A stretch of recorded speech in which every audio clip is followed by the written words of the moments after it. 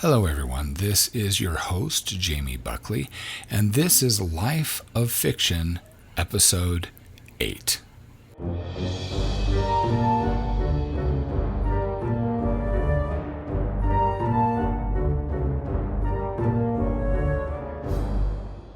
And I have a bit of a treat for you this week. It's taken quite a while for me to arrange a time that I could have a conversation with my oldest son, Evan, because I wanted to discuss his absolute favorite fantasy series, The Wheel of Time. And I finally got the opportunity. Unfortunately, and this is the preface to this episode, we had to record it outside with lapel mics. And so you will notice that there will be a bit of background noise because of traffic. But I will be cutting out and condensing any major interruptions or delays. So I apologize for that. Did the very best that I could, but I think you'll really enjoy the conversation that we have about the Wheel of Time. So let's get right to it. I just want to have the freedom to talk about this at length. That's why I have that there. So, right. I mean, I do. I love how your mind works, and I figured the listeners of the podcast would just love for your... I mean, I had to think about it. Your passion in describing that series and how much you like it and the things that you've learned from it and the principles that you sifted from it motivated me to, first of all, try to start the series 4 times now. Nope, epic failure. I'm going to do it, but I can't seem to get past the first 100 pages. You're not the only one. But you got me to buy all the books, and now I've bought half of the books, audiobooks. Those things are expensive. Which that was the only reason why I ended up getting an Audible account, was to get those books. Because I'm not paying $68 to $80 for a book.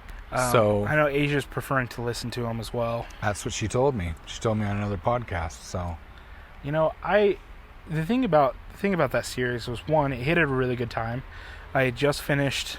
I don't even remember the series. You had a box of old fantasy books.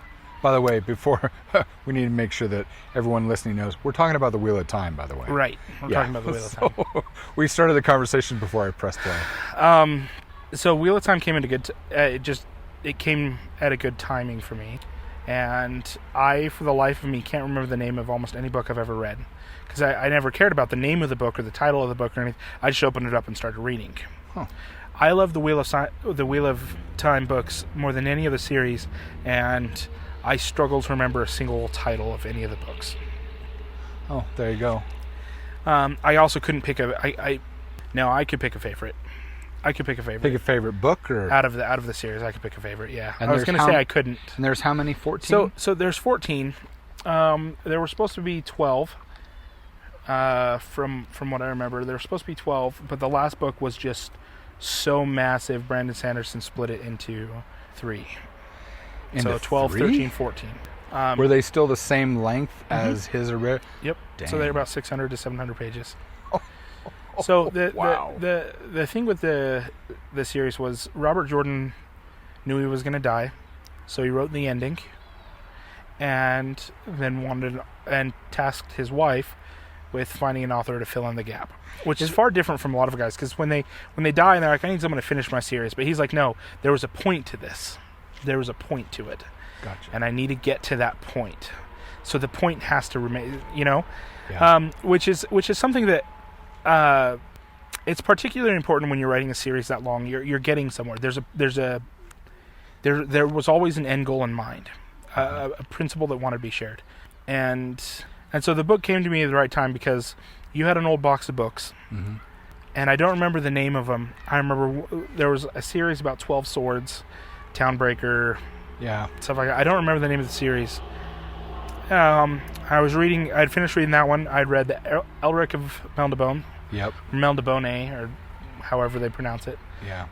It's funny. It's funny with all the fantasy books. That was the same box I had Thieves' World in. No, and then Thieves' World, and I read 3 of those. Okay. So it's funny, even in my pronunciation of I call it Melniboné. I know it's like Melniboné or something like that. It's interesting, especially as a kid, at 10, 11, 12 years old, that my pronunciation of those, because I'd never heard anybody else in the world say them. Right. None of my friends knew them, nothing like that. Everything was just my own, right? So if I pronounce any of that different, then it was meant to be, oh well. If anyone complains, tough crap, you didn't show up to correct me, so... That being said, Robert Jordan had a pronunciation guide in the back of his book. Oh. Which I immensely appreciated. So all the main character names, all different tribes, different stuff like that, he had a pronunciation guide. I wish the people that did the audiobooks would have read it. Oh, no. Because one of the authors doesn't go by the pronunciation guide. I just started the first book. And oh, gosh. I severely struggle because one person they had reading it pronounces, a couple times, lake, they say Locky, and they move on. And it's just lake? And it's just lake. It was like Locky Glossmere.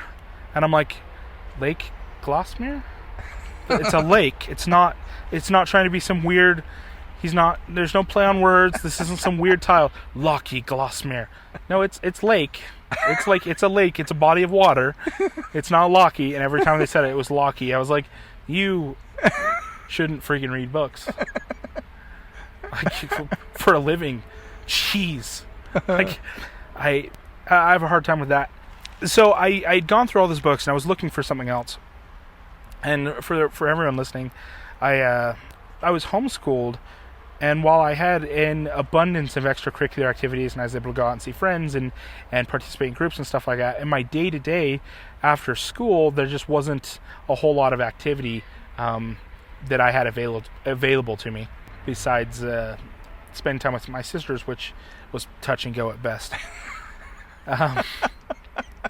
You can only pull their hair so many times in the day.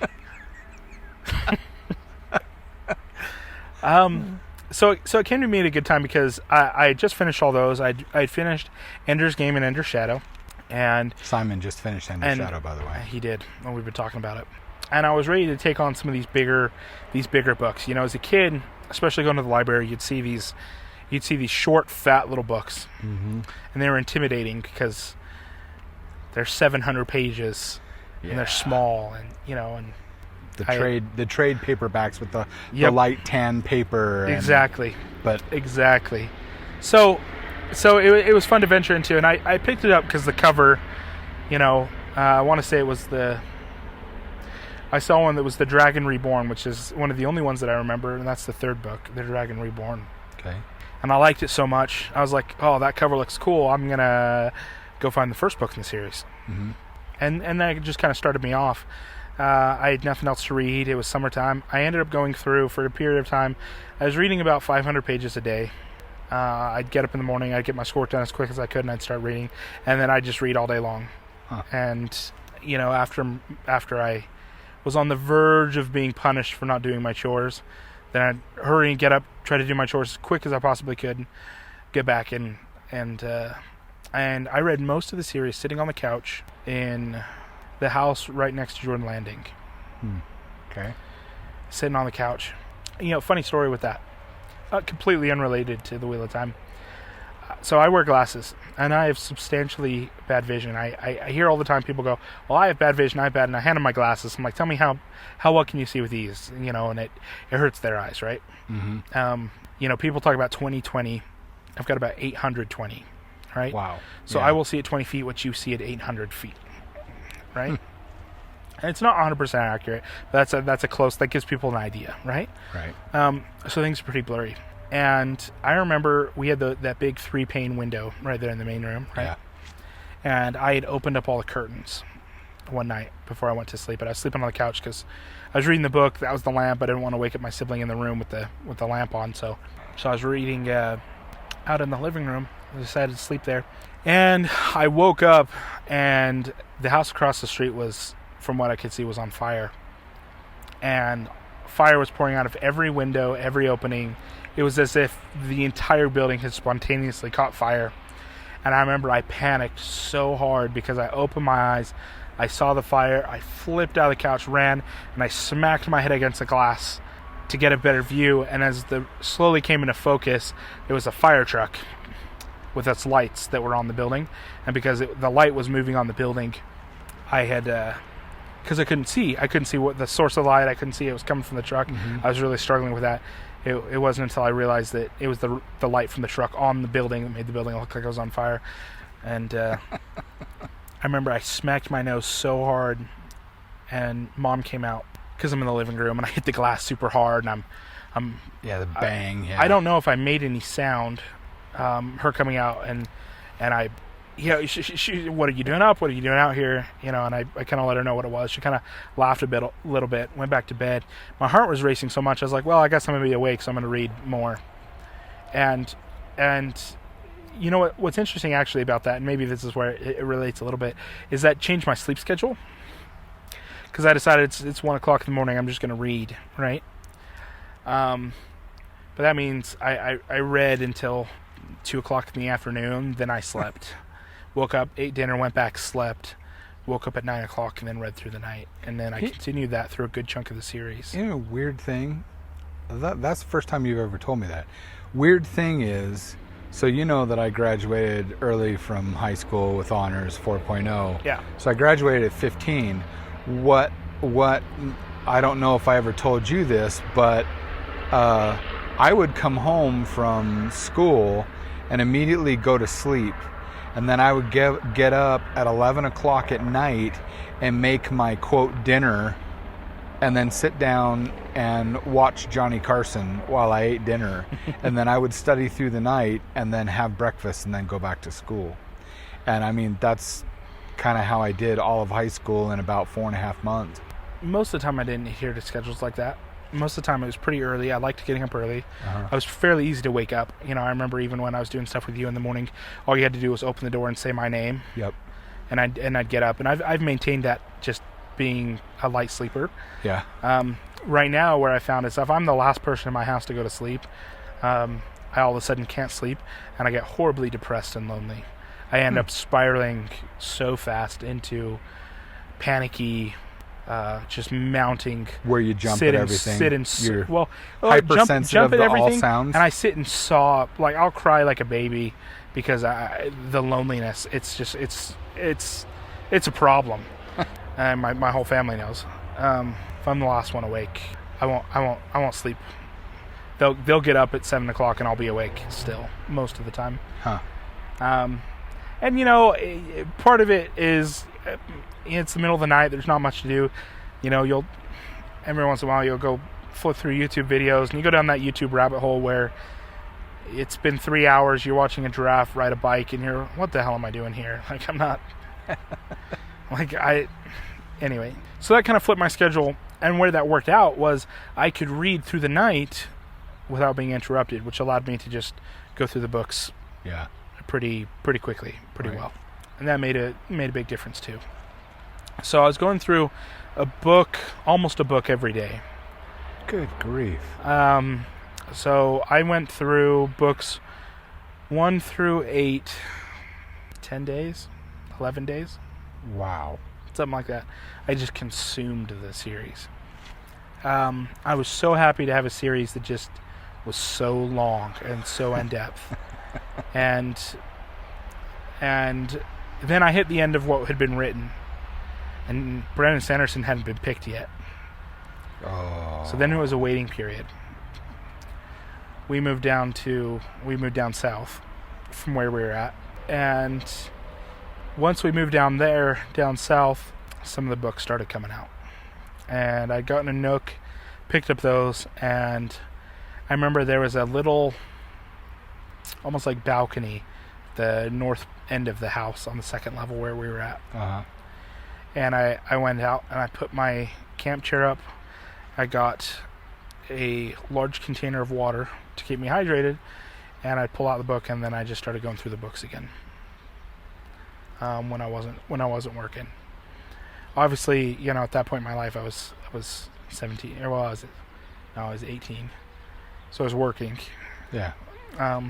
But any moment I wasn't working, I'd go set up that camp chair day or night, and I'd go sit in that camp chair as long as I could stay awake, and I'd read what Brandon Sanderson wrote. The book, the series rather, I have to work backwards a little bit. Okay. I'm a very religious person. Obviously, I'm very happy with my choices and my beliefs. I'm very confident in how I reached the decision to believe what I believe in. Mm-hmm. Nothing happened by accident. Nothing, there wasn't a moment that just changed me or converted me or, anything like that. But I'm very content with my choices, and I'm well equipped to explain to people why I have chosen what I've chosen. Sure. So, because of that, the story particularly spoiler alerts. I have to put it out there. I'm going to spoil the hell out of this book and the series. So if you don't like it...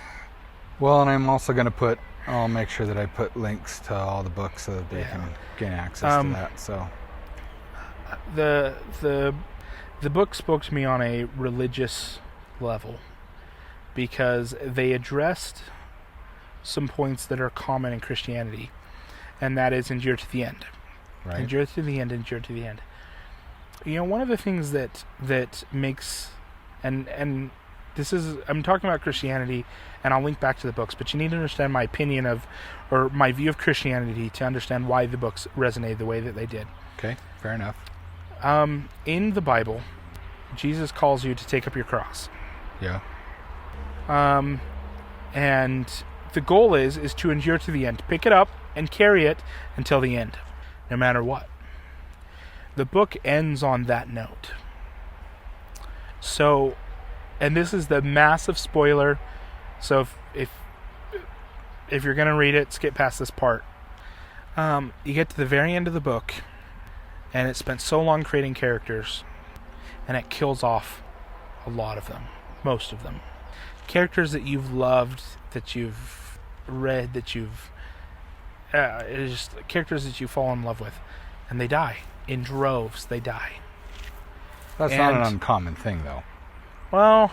think about it. Two that I can think that at least my listeners and my readers would relate to. R.R. Martin. You've got the Game of Thrones. Well, he's notorious for that. So, Game of Thrones is unique in that.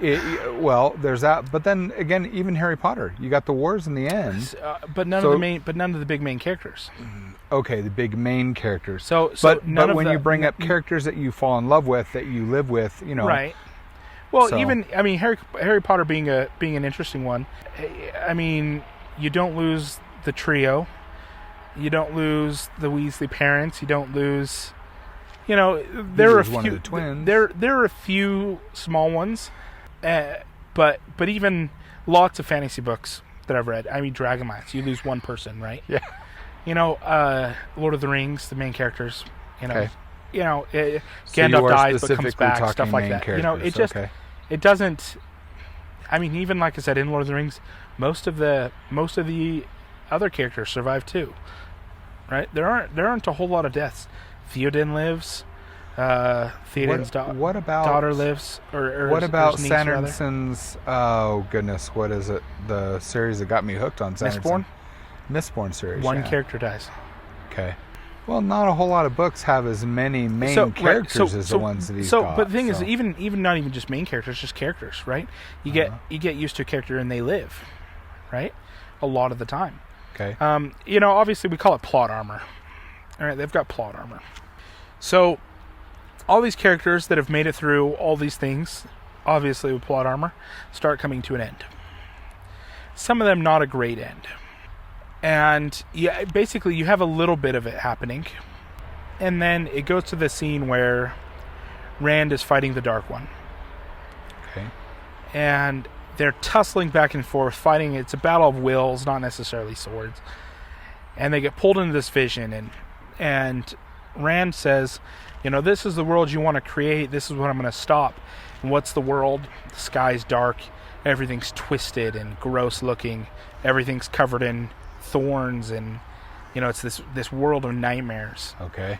And the Dark One's like, hey, this is what everyone claims I want. This isn't what I want. This isn't the world that I want to create. And Rand's like, what? And the Dark One pulls him into a vision and says, let me show you the world I want to create. So he pulls him into a vision, and Rand is standing in the city of his wife.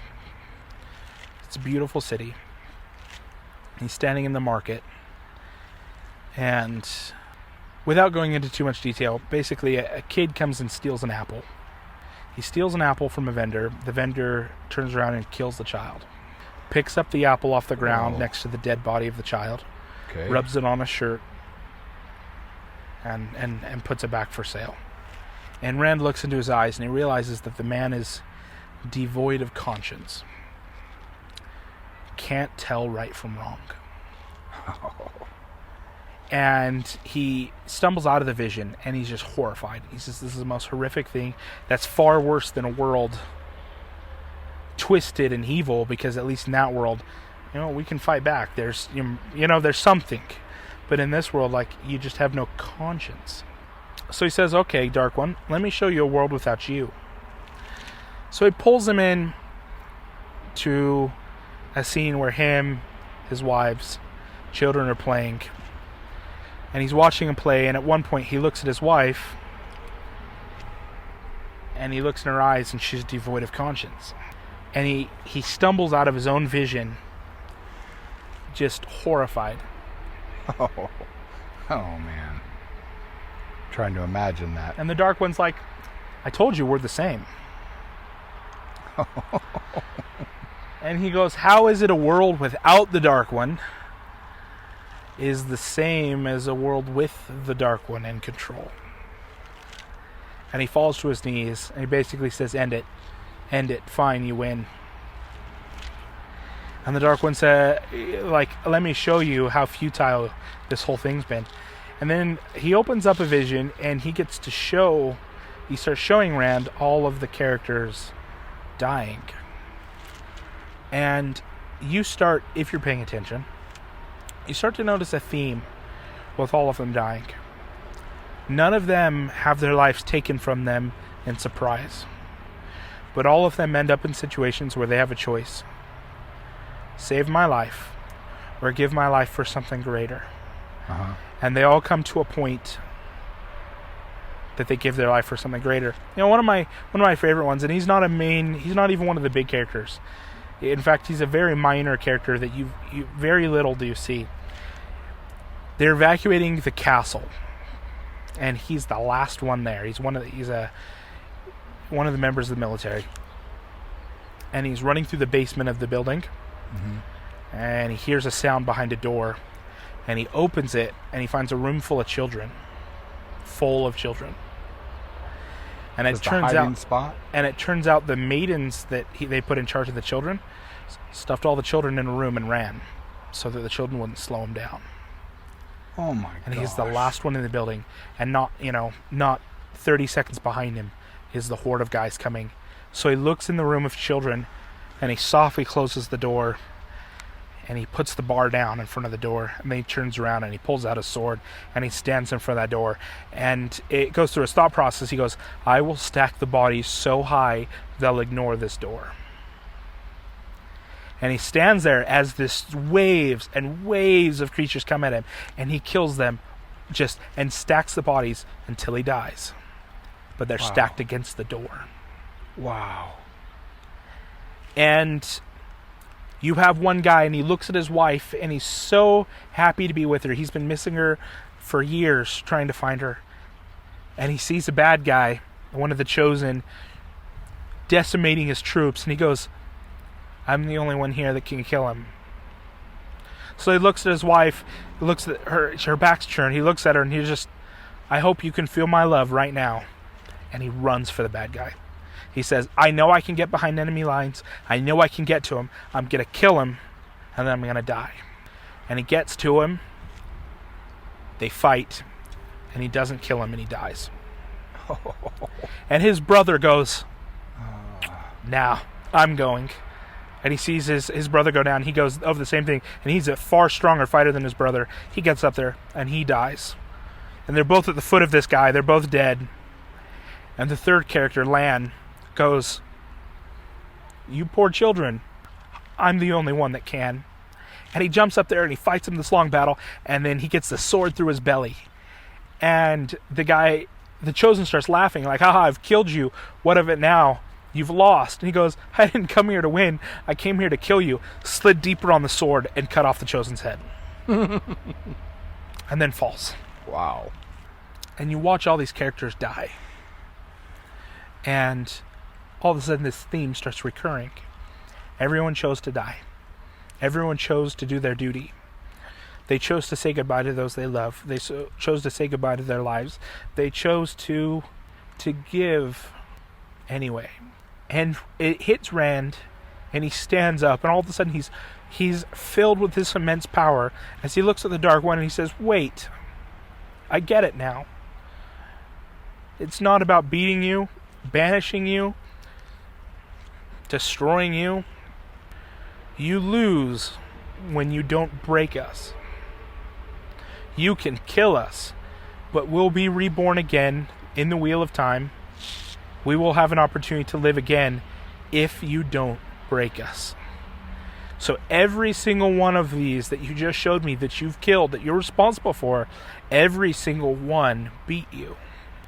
So rather than kill you, I'm going to accept that people need the opportunity to choose evil in order to choose good. So I restrict your power. And I limit its ability so people still have a choice, but you can't dominate the world. And I put you in your place. You can kill them, you can kill all of them, but you didn't win a single one of them. They chose, and they will be reborn again, but you will not. I bind you. And with that, he rebinds the Dark One. Wow. And he says, and the point there is, he's like, but I'll get out again. He goes, you will, and when you do, I'll be here again. I will be reborn again, and I will fight you again. Why? Because it's about life, it's about beauty, it's about family. And he goes through all these things that he's saying, he says, and it's about being strong enough that you can't break us. So that hits the Christian in me. If you lose your life for my name's sake, you'll find it again. And endure to the end. And so the point there of that book for all the good guys was, it's okay to die. It's okay to die. Yeah. It's not okay to break. Don't break, just die. And for the author to so firmly believe that, I off the top of my head, I don't know that I'm 100% correct, but I believe he was a Vietnam vet. Okay, so then he saw a lot. And I believe that part of the thing that he needed to do for himself was he needed to believe in the sacrifice of those that sacrificed. That makes sense. That makes complete sense. It's like talking with Uncle Bob. So there was there's a story of not giving up, and the sacrifices of those that you love meant something, and meant something great. And that's something that no one can take away from them, not the devil, not anybody. And in that, you find peace with every single death. Because they'll be born again. They'll be weaved into the Wheel of Time, and they'll be born again. Why? Because they were worthy of being born again. Wow. Because they could not be broken. They could only be killed. and so really, when it comes down to that, the Christian in me, the idea is the same. Endure. Endure to the end. Mm-hmm. Don't be broken. Don't let the crippling difficulties of this world and this life and hardship and murder and rape and everything tear you down to the point that you break. You have a responsibility to bear that cross, to be kind, to be loving, to be charitable, to serve those around you. No matter what, you don't get to break. There's no excuse. I know you sacrificed everything for me, Jesus, but I'm really pissed off with this guy, so I'm justified in putting down the cross for a minute so that I can call him a son of a bitch. Nope. You're not justified. You need to do better. You need to be stronger. And so that call to something greater through hardship, including death, really solidified in me the courageous aspect of serving God. And I know for people that don't believe in God, it's it goodness. still sounds like an absolutely powerful theme anyway. Because even there, where they kind of talk about the creator wheel, the wheel of time, but they don't touch on it very much, and so even without a God, even if you want to say there is no God, that's a life worthy of living. Yeah, I agree. When you can get to the end of life and you go, I endured everything that was there, and I still gave. Those are the lives that we remember. Those are the lives that make the difference. And the thing is that there was one slight aspect of that too. The ending there, there's some of the sacrifices on the grand scale of the battle didn't mean anything. But the point was the individual made it. The individual made the choice and received whatever glory you want to say they received in the afterlife, in whatever you want to call it, because they made the choice to give their lives for something greater than themselves. And they endured to the end. So the call to endure to the end, I think, was what that came down to. And I believe that Robert Jordan, whether he believed in Christianity or not, spoke very fervently with the beliefs associated in what the New Testament teaches. So, do you think these were stories that, could you call these stories, or these books or the series, would you say that this is a series of individual stories then?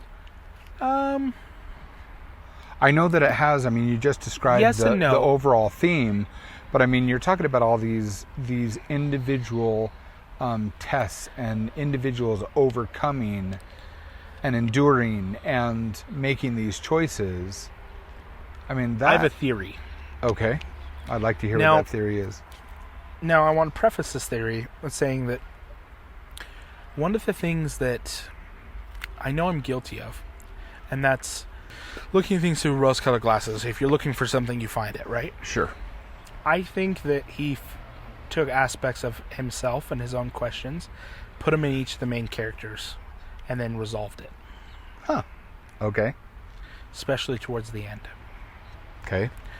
I'll give you a good one. Perrin Ibarra. He's an interesting character throughout the series. He's different than the other two. How so? Well, for starters, he's way more vicious. And this is a character that, is this one of the heroes? Mm-hmm. One of the main okay. Three. So the main three consists of Rand, Matt, and Perrin. They're the three boys. Okay. They're Tavren, which means the in this series, the Wheel of Time weaves other strands around them. Huh. So their lives kind of seem blessed. Things happen to them, around them, things like that. So just extraordinary things. So I don't want to offend you, but I wanted, because I have not been able to get past that 100-page mark. And so I went and did the horrible sin and started watching the Amazon thing. And a lot of it annoyed the crap out of me.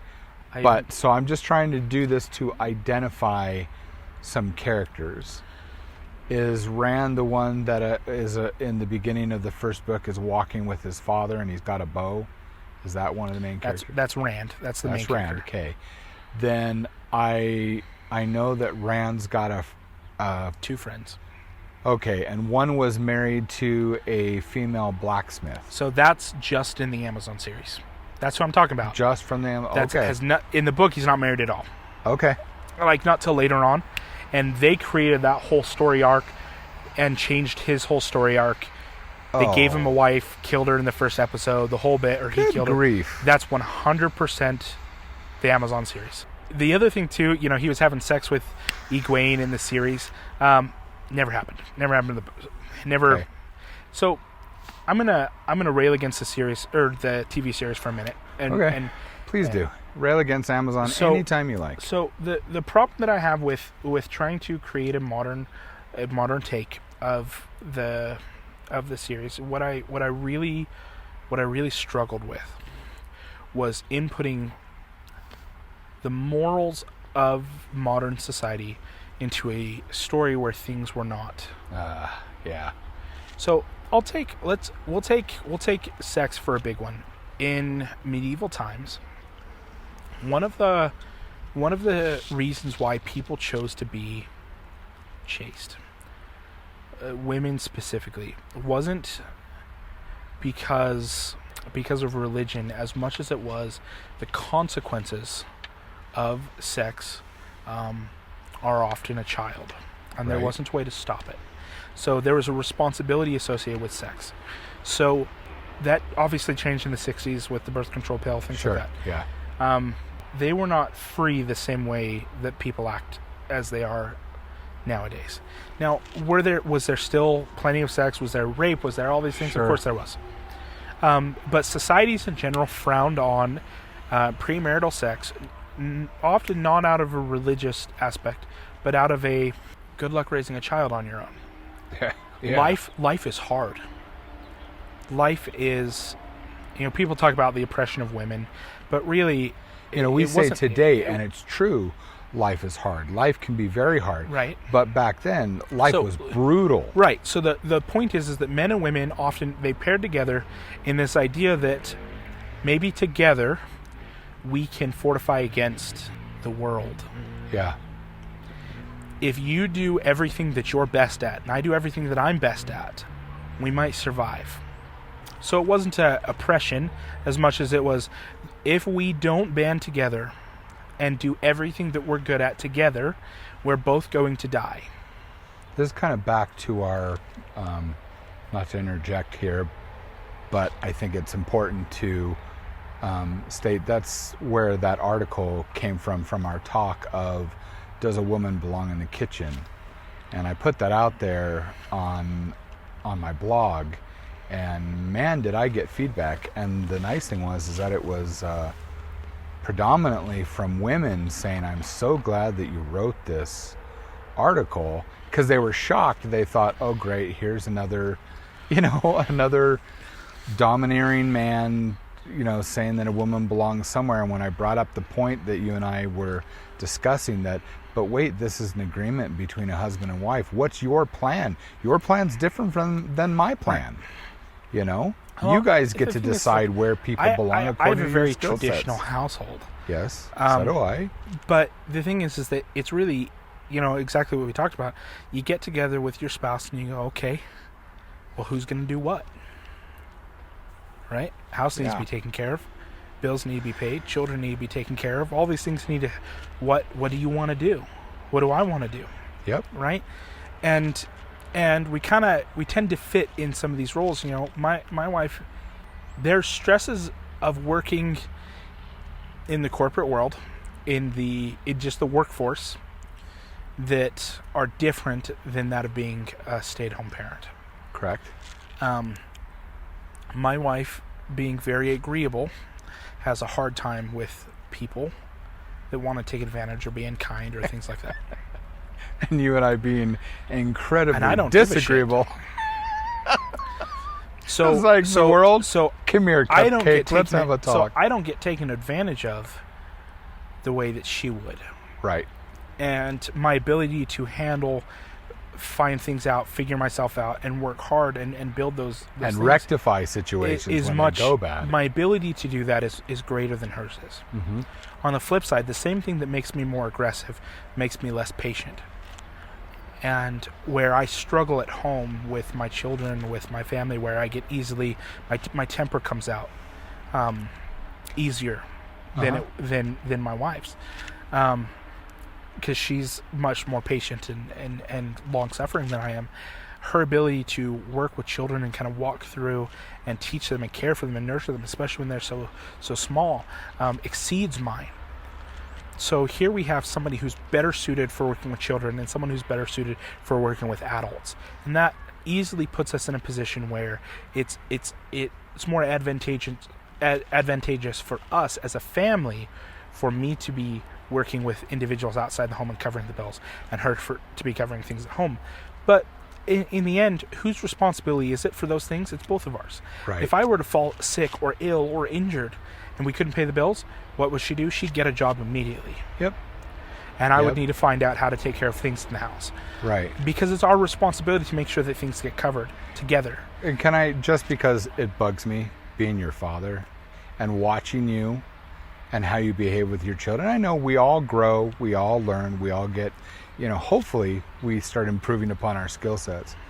I'd like to interject and say, I think it would, and this is just me from the outside looking at you and watching your wife and watching my grandchildren, who I adore.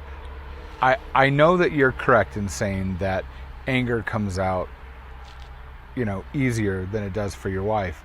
But I would relabel that, since I know definitions are very important to both of us. Could I interject and say that even though that is correct, the main thing that comes out is our frustration levels? You're right. Because I watch you with your children, and even when mom watches you, and we're not amazed because we know that that's you, but how loving and kind and patient you are with the children, a loving father.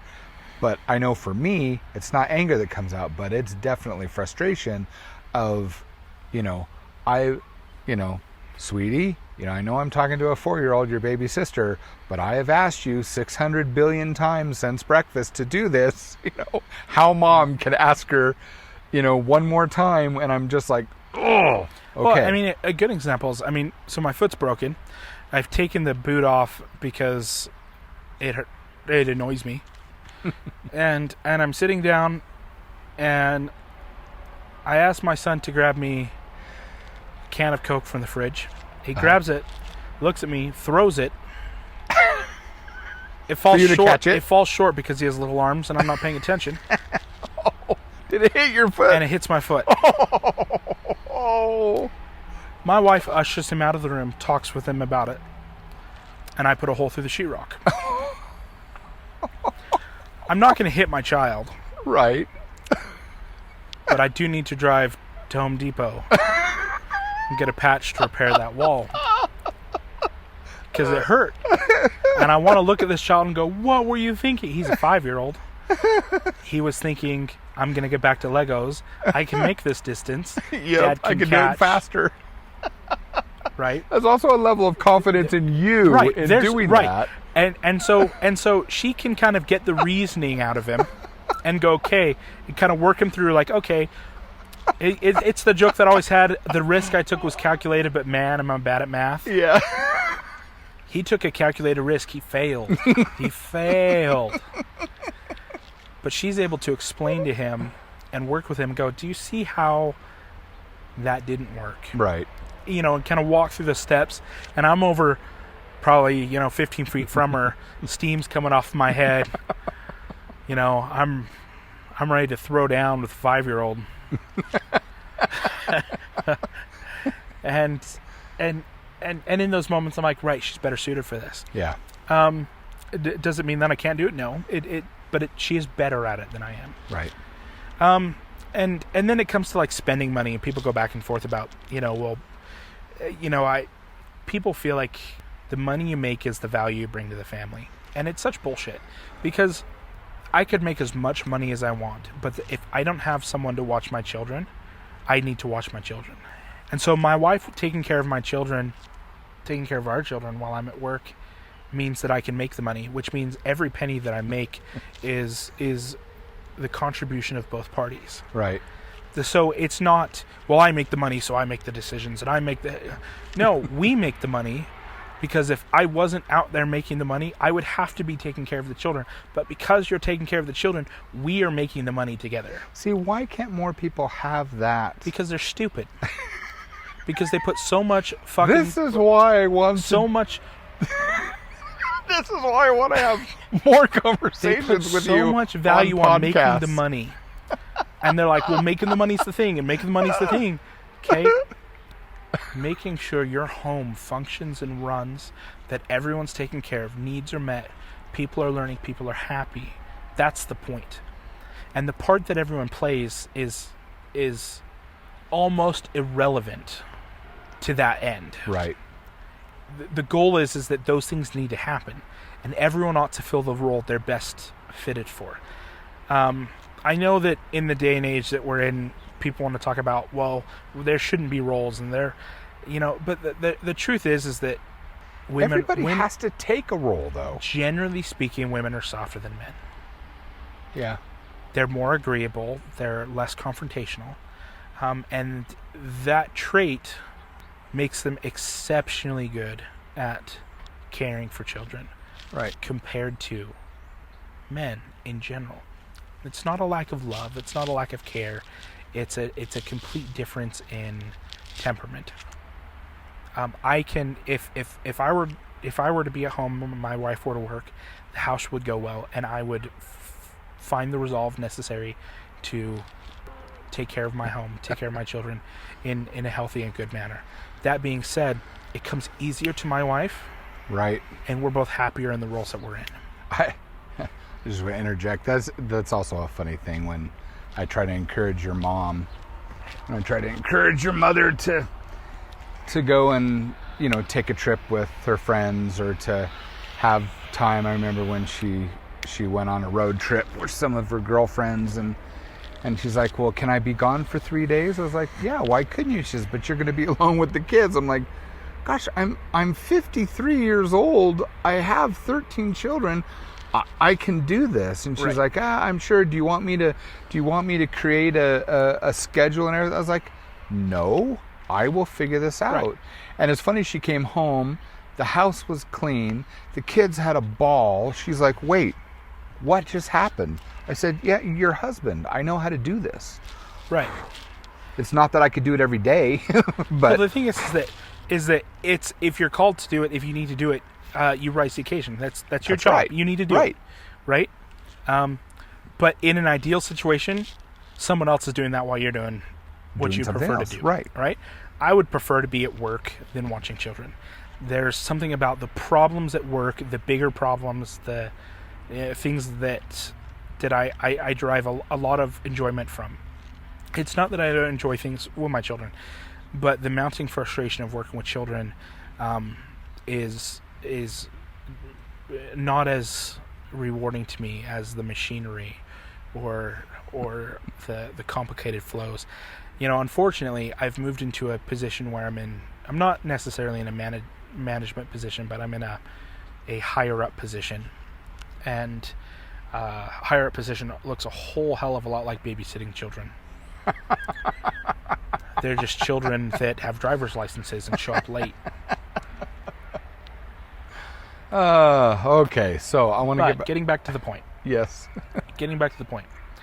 The reason the TV series bothered me so much was in the first episode, there were no building blocks to that end goal. Huh. There were no building blocks to the goal at the very end. And what I worry about is that if you don't take the time to set it up, the ending loses its power. It loses its meaning, and it makes the sacrifice of everything leading up to that not worth irrelevant. it. Yeah. That makes sense. And that was my number one complaint. My number two complaint was... See, and I would know something like that. The series is a very diverse series. Everywhere in the world, there are specific nationalities, specific people. I hate diversity hires. I think it's stupid. I think it's bullshit. The thing that I don't like is the Two Rivers is supposed to be very secluded. Everyone looks the same. Everyone acts the same. Everyone does the same things. Because it comes from the same group of people, and they're intermarrying and mixing and all that. There isn't diversity, partially because they've been cut off from the rest of the world for 200 years. Oh, there you go. And when you start doing diversity hires for everything, the regions, it explains quite a bit in the book. Hey, the people from this area, their eyes are slanted. That's how you can tell where they are or who they are. The same way that you could originally, in the world, we were isolated. Most people were isolated. Yeah. Right? And there were if somebody came from a different land, you could tell they came from a different land, and you had a general idea of where they came from. Right? And so the idea that everything's diverse everywhere, you can't get in depth. That's not accurate. It's just crap. Lan is some Asian dude instead of the Viking that he was. Really? He's supposed to be over a 6 foot. For real? So the northern lands in the book. So the Blight, which is the north where now I'm the dark feeling one, bad for have watched the show. Where the dark one is. All the Borderlands countries are the heavily plated Viking. Their job is to stop the spread of evil from their location. Wow. So what are they? They are the biggest, warriors. strongest, most powerful men that existed. Lan is the king, the rightful king of all those kingdoms. Wow. Okay. They are all big, massive, top-knotted Vikings. They were meant to be They're the warriors. warriors. They're supposed to be over 6 foot. They're supposed to be heavy. They're supposed to be clad in plate. So is Lan. Okay. Well, see, I'm glad I only watched 3 of them. So the thing is that they're like, okay, it's a small Asian guy with a katana. Dude wields a broadsword. Because he's a Borderlander. Man. And everyone knows they're Borderlanders because they look at him and they're like, huh, you're big, mean, and scary. You're a Borderlander. Right. Right? You know who they are. Later on in the series, they have people coming from overseas. You know, the Aiel. Everyone, you distinguish the people by their race. The way that you generally would in real life. In the world, yeah. So when they created all those, that bothers me because it's not immersive. It's not accurate. Yeah. It bothers me that I was going to talk about the sex in the first episode with Rand and Egwene. They wouldn't be doing that partially because the responsibility of having a child out of wedlock and trying to keep a child alive in that day and age was insane. Which is why so many of them tried to their best to keep to that. And it's not that children didn't go off, teenagers didn't go off and have sex, but the point is that the parents kind of ushered them in to spend the night together and then left them there together, which it wasn't the case. In fact, in the series, it's several books in before the guys are even comfortable talking to girls. Wow. They're so uncomfortable talking to girls the entire time. Wow. And their morals set them apart from so much they come across because they're like, oh, you must be from this area because you're not going through the brothel when you get here. That was a character trait of all 3 of those boys. Wow. Okay. Right? And for them to turn that into something other than what it was bothersome. There are a couple of things where they take liberties where Nynaeve she's at this pool of water, which I don't know where the hell that came from. Like, this is a sacred pool. And what happens is it's this borrowing authority from on high. I want you, the viewer, to look at this and go and have respect for it. But I didn't build anything or write anything about respect, so I'm just going to use the word sacred. This pool is sacred. Oh, why?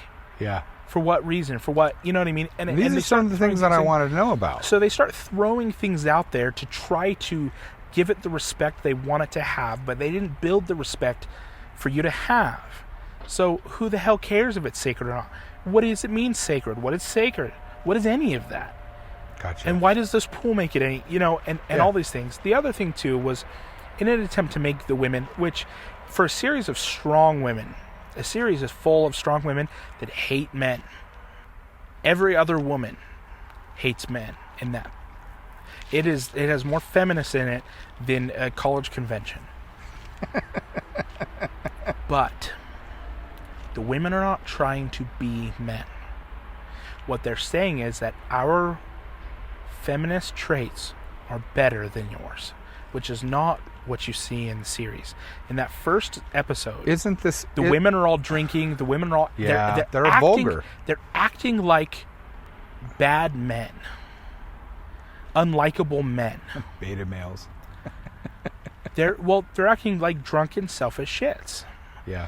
The problem is the women acted superior throughout the series. But not because they weren't adopting the traits of men. And the problem that I have with them adopting the traits of men is what the authors are doing is they're going, whoever acts this way must be the dominant one, the most important one. Huh. And then they made the traits of men and gave them to women. So throughout that first were they feminine in the series? Yeah. So they're taking the refined traits of actual women and saying, this is a useless. Let's all make you men. No. I'm not talking about the TV show. I'm talking about the series, the actual books. So the point is in the series that Robert Jordan gets to. is that men and women are different sides of the same coin, and both are required 100%. Wow. You don't get men without women, you don't get women without men, and you don't beat the Dark One if you don't have a full combination of the two. So he uses the symbol, the yin and yang symbol, right, throughout the series. Okay. And in the series, that's supposed to signify the male side and the female side. They're equal, they're together, they work together, and they form the seal, they form the perfect marriage. Okay. Right? So you have strong women, you have strong men, you have everyone filling these different roles, but the women are creating and amplifying the traits of the feminine because they believe the traits of the feminine are better than the traits of the masculine. In the series, they're turning the women and giving all the women masculine traits. So what they're saying is masculine's better at everything. And women need to be again, men. I need to point out, you're saying in the TV show. Series. Yeah, sorry. Yes. So we need to say TV show and books. So in Right. the books, they're saying the feminine traits are the dominant traits. And in the show, they're turning the women into men by giving them masculine really traits. bad men, by the way. Right. And that was the main thing that annoyed me. And the thing that bothered me about that was like, okay, but you're taking the worst of men and turning the women into the worst of men. And that's bothersome too. Mm-hmm. And so there are things like that. So they were taking modern, mostly woke values and trying to put it into a place where they don't belong. And the problem is that if those are the reasons why people are doing what they're doing, those do not command sufficient reason to sacrifice your life for. Makes sense. See, because I look at at my problem with a lot of wokeism as a whole isn't that there aren't degrees of truth, isn't that there aren't conversations to be had, but it's that the people that espouse them don't actually believe in them, and the things that they're espousing as virtues aren't strong enough virtues that people are willing to die for them. They're willing to let other people die for them. They're willing to kill other people for them, but they're not willing to put their own lives on the line. The hallmark of we'll say traditional values. Okay. I take care of my family. I take care of my children. I take care of my wife. I make sure that they're fed and clothed and as much as I can happy. What is the cost to that? Going to work in the morning every day, there are days where you've been up all night for dealing with whatever you've been dealing with kids, with your wife, with anything. You look in the mirror in the morning and you're exhausted. You look like shit, and you're going to get dressed and you're going to go to work anyway. Yep. Because if you don't, I can stand there in the bathroom, I'm looking in the mirror, and I can look out the door and I can see my child asleep in their bed down the hallway, and I go, I've got to go to work. Because they need to be fed. Yeah. They need to be clothed. And so the problem that I have with a lot of the woke individuals that I've personally talked to is the unwillingness to sacrifice for others. There's a long talk about privilege, there's a talk about what's right and what other people should sacrifice and what other people should do and what all these other things, but when it comes down to you, what are you doing? What's worth sacrificing? And it seems to me that there is not enough there for you to be willing to lay your life down for it. I'm willing to lay my life down for mine. So given that premise, when you take the values in the book series where they're willing to lay their lives down and you change it to we're fighting for these other reasons, but these other reasons don't command the respect or value of individuals enough to sacrifice for. Exactly. So you've lost what's worth fighting for. Yes. Completely agree with you. And so that's those ones are, and then there's not sticking to the book and everyone has that problem when a movie or TV show is made from the series. Yeah. And I knew there were going to be some changes, but to change the core, to change the values. Yeah, I totally get that. To change any of that means that when you get to the end, it won't do what it was meant to do, and that was to say endure to the end. And so because they're going to skip the setting up, it doesn't matter where they end. The TV show's already lost it. You won't get there. Yeah. It won't ever have the impact. It was the same thing with the Ender's Game movie. It became so much about the battle at the end. The battle wasn't the issue. The moral conundrum that Ender was in, that those children were in, was the point. Right. And when is it right to kill, and when is it right to take, and to what degree is it right to kill? They touched on it. I still think that they did a basic good job. I watched the movie several times. It still wasn't. I think that right behind the Wheel of Time is that one, as a absolute abomination of cinema and storytelling. Really, not me. I would put that as third. I would say that the Rings of Power was the second. I would put Rings of Power as fourth. Ooh, okay. Then now I want to talk about okay. So you're saying Wheel of Time is first, then Ender's Game. Ender's Game. What's third? The Last Airbender. Like the movie? Mm-hmm.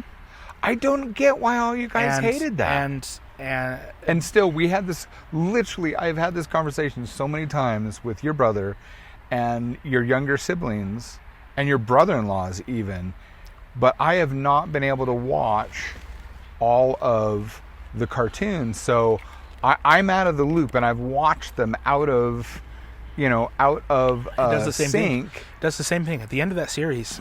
He's faced with the option to kill, and he looks at it and he goes, "But what's right? What is truly right? Yeah, not what am I feeling, not what am I scared of. What really should I do? What is the right thing to do?" Okay, and seeing that makes sense in having this conversation, but I haven't seen those things, and so the problem is that with the but that was a movie, not a TV series. Right. You're talking about the movie, okay? So the problem with that TV series was, I don't believe it's going to build the building blocks necessary. So going back to what led us on this, Per and Ibarra, in the movie or in the series, the TV series, they gave him a wife. He accidentally kills her. Yeah. And then that's his story arc. That's not his story arc at all. And his was so important because his question was, when do I kill? And that's what he abandoned the other characters at one point, because he's like, I'm done. I'm not fighting a war. I'm not fighting your war. You're talking about the books. Okay. I am. And what happens is he ends up with this axe. Okay. And this murderous, just beast of a blade. Okay. And he has a dream. And they say, you'll never get where you want to go as long as you pick up the axe. And he ends up trading out the axe for a gigantic hammer. And why? And he goes, because a hammer is a tool to build. And if I have to fight, I can still fight with it. But I must carry something that builds. My conscience cannot allow me to carry a weapon that is solely used for killing. That is what I could personally relate to. And so his whole fight, this whole time, is he goes, I can't just carry a blade. Yeah. I must carry something that can create. Yeah. And as the blacksmith that I am, I carry a hammer so that I can... it's a weapon, or it's a tool to forge, to create, to build. And with this, I can stand. And it takes him so long to get there. And then there comes a point where he's ready to give it all up, because he's like, I don't want to fight. I don't want this fight. I don't want to do this. And then he's faced with a choice. He sees his wife, and he sees his duty, that others depend on him. And he has to make the choice. And he does his duty. And so there's another character. So he goes into the dream world. In the dream world, the time's different. Okay. So he looks at one of his friends, one that loves him and has sworn to protect him out of love. And he says, I'm going to go into the dream state to fight this guy. I need you to make sure that nobody touches me while I sleep. Okay. And his friend looks at him and goes, No one will enter. He goes into a cave. He goes, no one will enter. You have my word. So Perrin goes in, he enters the dream world, he fights, he beats the guy. Okay. He goes, I need to talk to my wife. I know it's going to take extra long because I'm going to use myself to travel in the dream world to my wife to try to see how she's doing, check up on her and all this. I'm going to do it anyway. He does it. It takes extra time in the dream world. He goes out. He's been asleep for a week.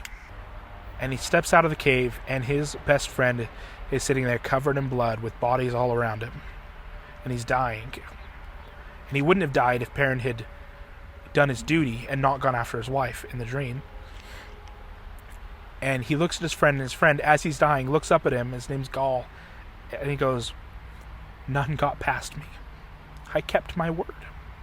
And then he dies.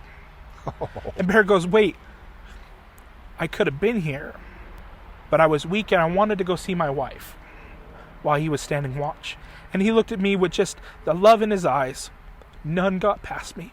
I kept my word. And so Gaul made the choice to keep his word and die for it. And Bear goes, I can't make that choice again. I have to let my wife go because there are others that rely on me. So that helped him forge that later choice. Mm-hmm. Wow. Now, in the end, he finds his wife's body on the battlefield, still breathing, and he's able to get her, and he's able to save her.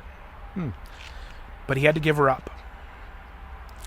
And I loved that. I loved that his journey into, I don't want to kill, I want to build. And then finally, when forced with it, he goes, not only I don't want to kill, but you're asking me to kill and give up my life, to give up my wife, my family, everything that I love. You want to take it all from me for the sake of killing? Damn you. Damn you for that. Yeah. But then he does his duty. It's encouraging to you as the reader to hear that, because it gives you a blueprint for your own life. When duty calls, you answer. Right. And so that whole arc is a big deal. And that is the end of part 1 of this conversation. I know you're probably going, we're right in the middle of the conversation, and you are right. We are right in the middle of this 2-hour-plus conversation, but I decided to trim it right here before we got into the next major subjects. So thank you for listening, and I want to encourage you to come to lifeoffiction.com and sign up for our weekly newsletter, and we will finish part number 2 next week. And remember, you are more than you think you are. We'll see you next time.